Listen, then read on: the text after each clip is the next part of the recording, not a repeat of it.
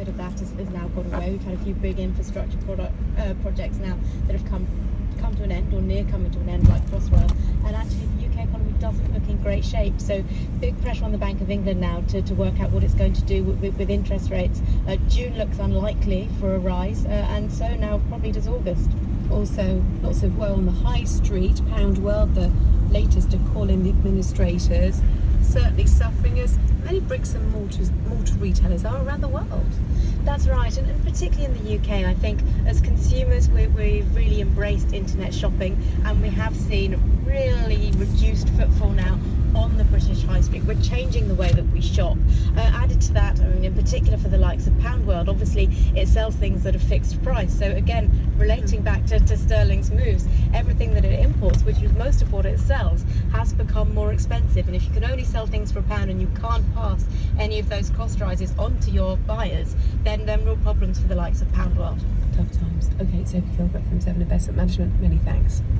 Now, for some months, North Africa has been in a war of words over water as Egypt protested against Ethiopia constructing a massive dam on the Nile, but it looks like the tensions may have eased. On a visit to Cairo, the Ethiopian Prime Minister Abiy Ahmed promised that Egyptian water supplies wouldn't be restricted. In a joint press conference with Egypt's President Sisi, the two leaders said they'd come a long way in building confidence and strengthening bilateral cooperation. Towards the end of their conference, Sisi asked Ahmed to swear to God before the Egyptian people that he will not hurt Egypt's share of the Nile. Listen to this. I'm going to see if there's a road that takes us to the beach.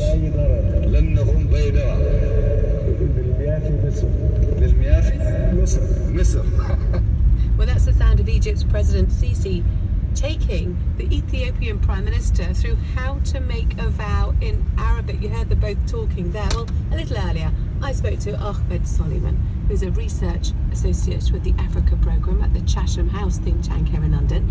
He told me more about the background to this water dispute between Ethiopia and Egypt. Ethiopia, a country in the Horn of Africa, which has a population of over 100 million people and is Africa's largest landlocked country, has for a number of years been building a very large dam on the River Nile near its border with Sudan.